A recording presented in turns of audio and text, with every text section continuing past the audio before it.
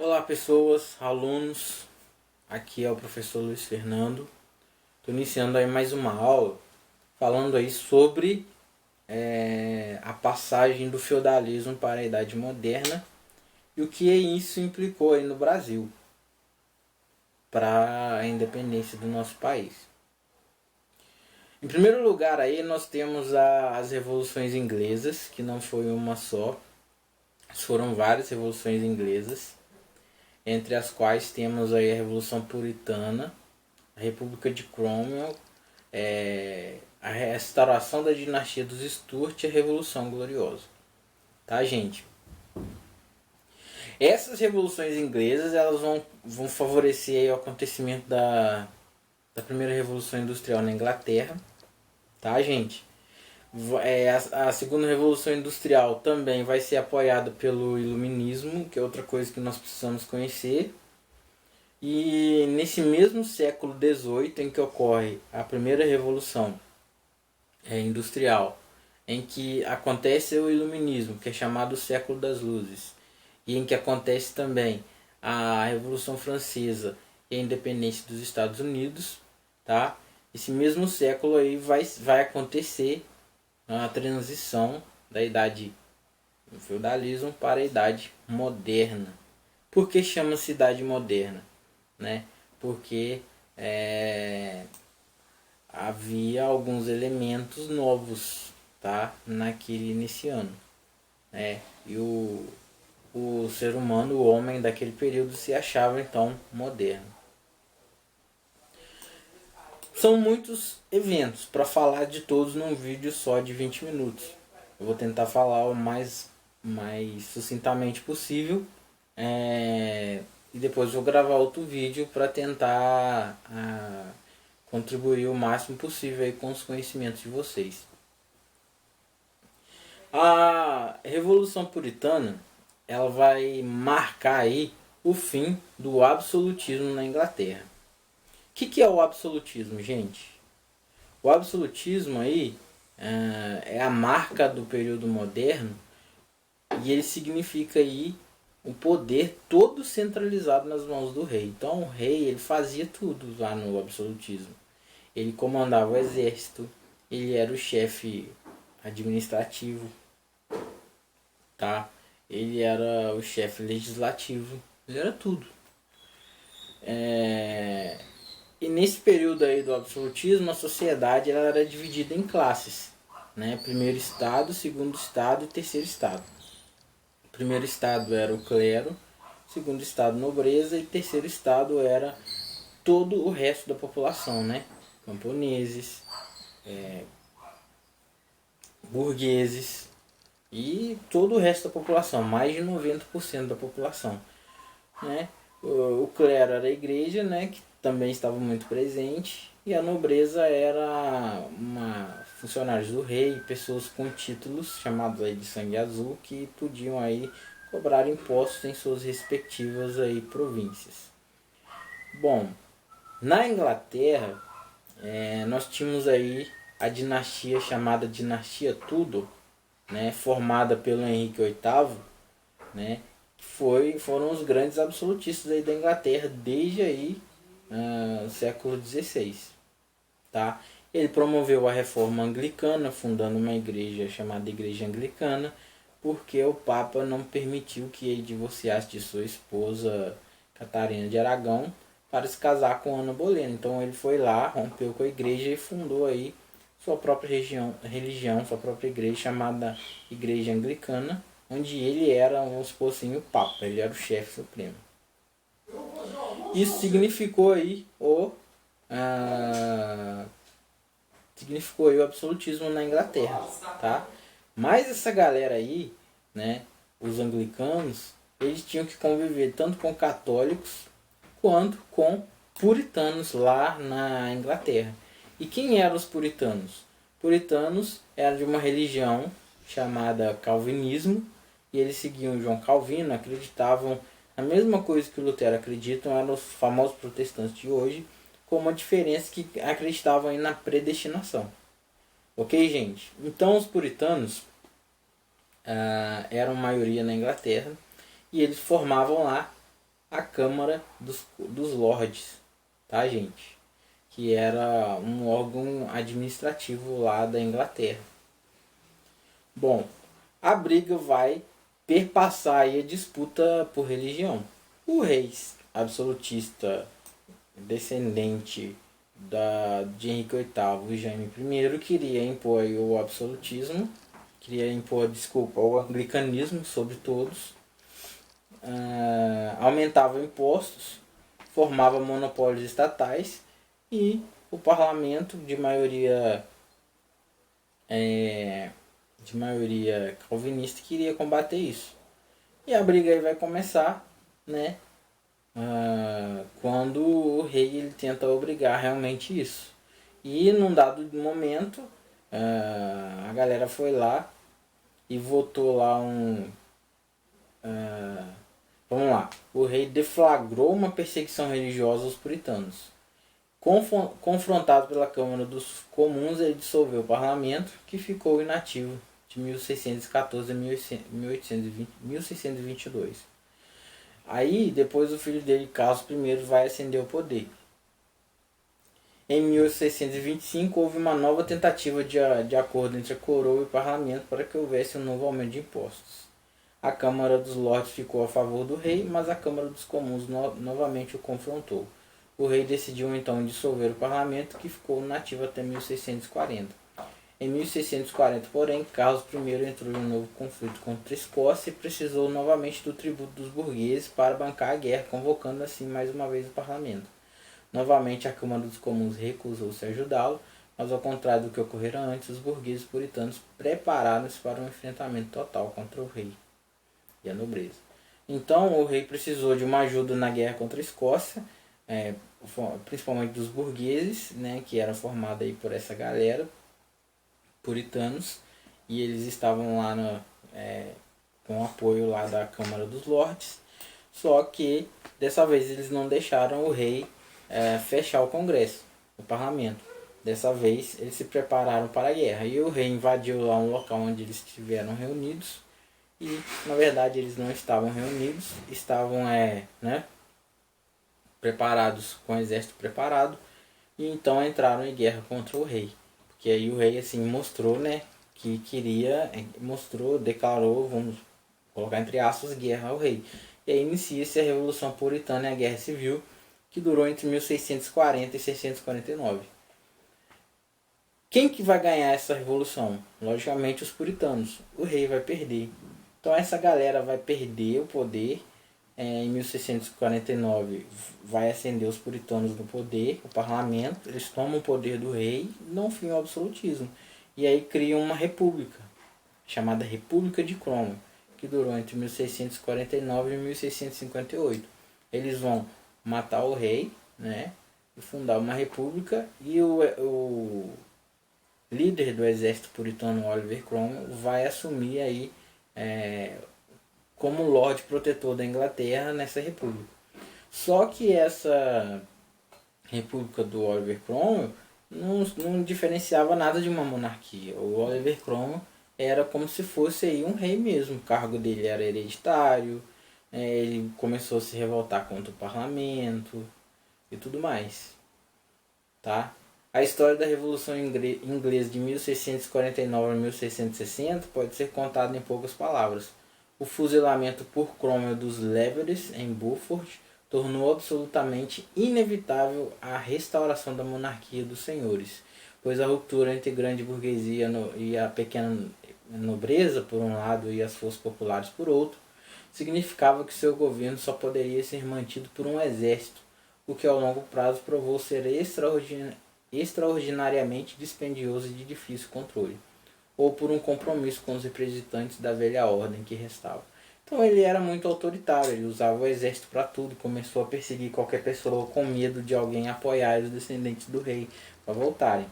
O descendente do rei, Carlos II, tinha sido aí fugido para a Inglaterra, para a França, tá, gente? E aí, né, quando Oliver Cromwell falece, seu filho Richard Cromwell assume o poder, mas ele não consegue ter o apoio do parlamento, tá? E aí O parlamento vai, restaura a monarquia, colocando aí o Carlos II no poder, que tinha se refugiado na França, tá? E aí durou de 1660 até 1688 essa restauração aí da monarquia. Mas aí essa nova dinastia, chamada dinastia Stuart, começa a se aproximar demais de Luís XIV, tá? Começa a perseguir os calvinistas, e aí, né, o parlamento, composto por maioria puritana, ao repudiar as ações de Carlos II, viu-se novamente vítima do autoritarismo. O monarca dissolveu em 1681 e governou sozinho até sua morte em 1685. Seu irmão Jaime II assumiu o trono, reativou o parlamento, mas procurou dar seguimento às ações de Carlos II, no que se refere à restauração do absolutismo. Então, a monarquia restaurada começou a se opor ao parlamento. O parlamento procurou formas de dar fim a isso. Foi quando, né, eles promoveram aí a Revolução Gloriosa, né, e a fundação da monarquia parlamentarista. O que foi isso? Jaime II converteu-se ao catolicismo e decretou uma série de medidas que beneficiavam os católicos, como a isenção de impostos. Aí o parlamento reagiu, né, temendo que Jaime reivindicasse o apoio da França, e tramaram de organizar essa manobra. Aí foi a Revolução Gloriosa, né, que aconteceu em 1688. Eles convidaram Guilherme de Orange, né, para assumir a monarquia. Guilherme de Orange, um príncipe holandês, convidou-se Guilherme de Orange para assumir a monarquia, e ele invadiu a Inglaterra com seu exército. Com o apoio então do parlamento, Guilherme de Orange assume a monarquia, tá, com o nome de Guilherme III, e ele cumpriu a Declaração dos Direitos de 1689, Bill of Rights, ou seja, o Guilherme de Orange jurou aí, né, assinou um tratado onde ele não seria absolutista e não ia mandar mais do que o parlamento, colocando assim em linhas mais, uma linguagem mais fácil de entender.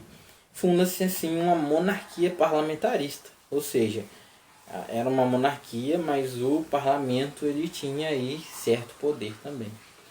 Isso foram as revoluções inglesas, gente, de forma bem resumida para a gente entender. As revoluções aí inglesas vão favorecer aí a revolução industrial na Inglaterra só. Por quê?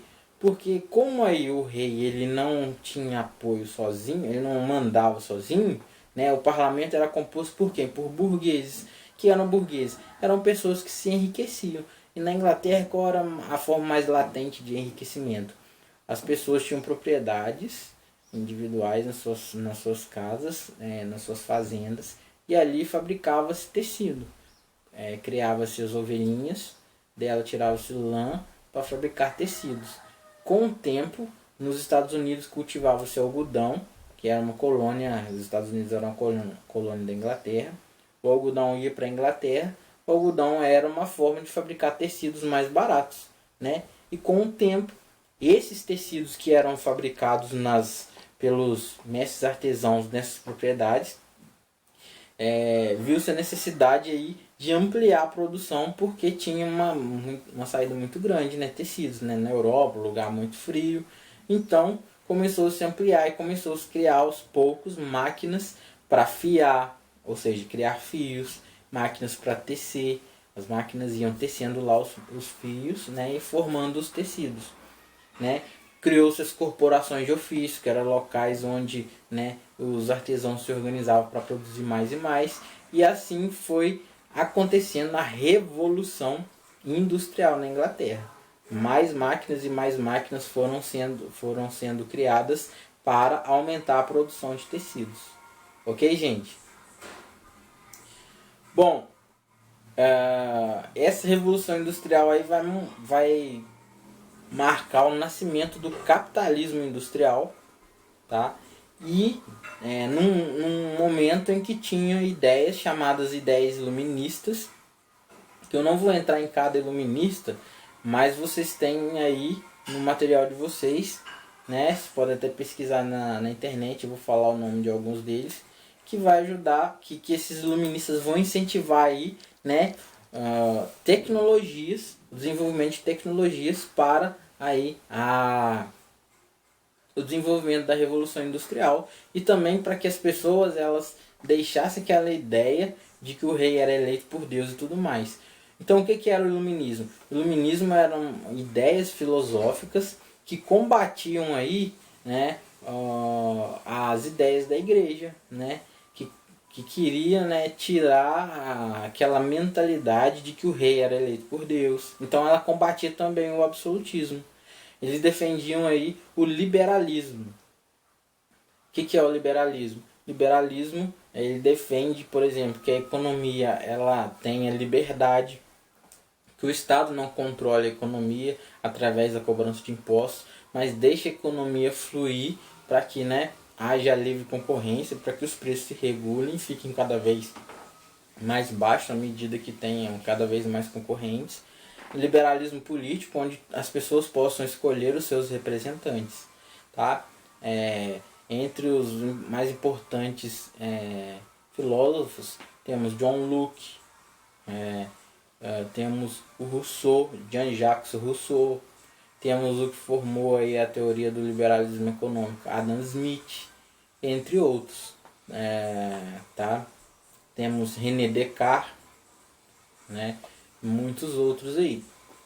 Então era isso que o iluminismo defendia. Então nesse século XVIII, século das luzes, começava-se a romper aquela ideia, aquela velha ideia de que o rei era eleito por Deus, e começava-se a criar no mundo aí uma ideia de que as pessoas tinham o direito aí de escolher os seus representantes.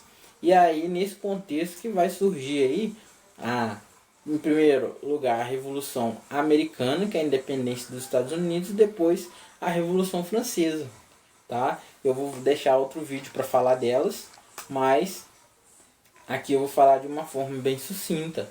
Essas revoluções aí vão ser aí as primeiras vezes em que as pessoas, né, o terceiro estado que eu falei no início do vídeo, começa aí a ter direitos políticos, direito de votar, né, de se candidatar, tá?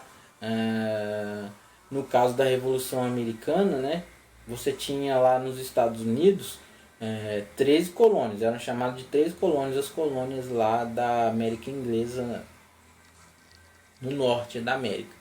Então, essas 13 colônias eram divididas entre colônias do norte, centrais e do sul. As colônias do norte, por causa do clima ser parecido com o da Europa, o que era produzido ali na Europa era diferente.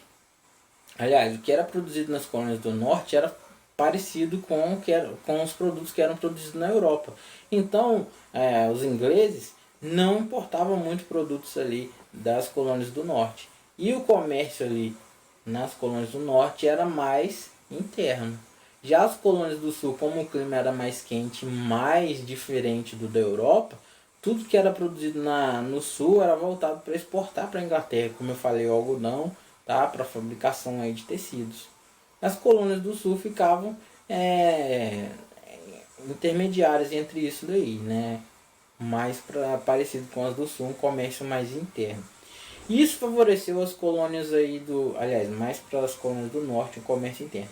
Nessa questão do comércio interno aí, em que as colônias do norte se tornaram mais especializadas, né?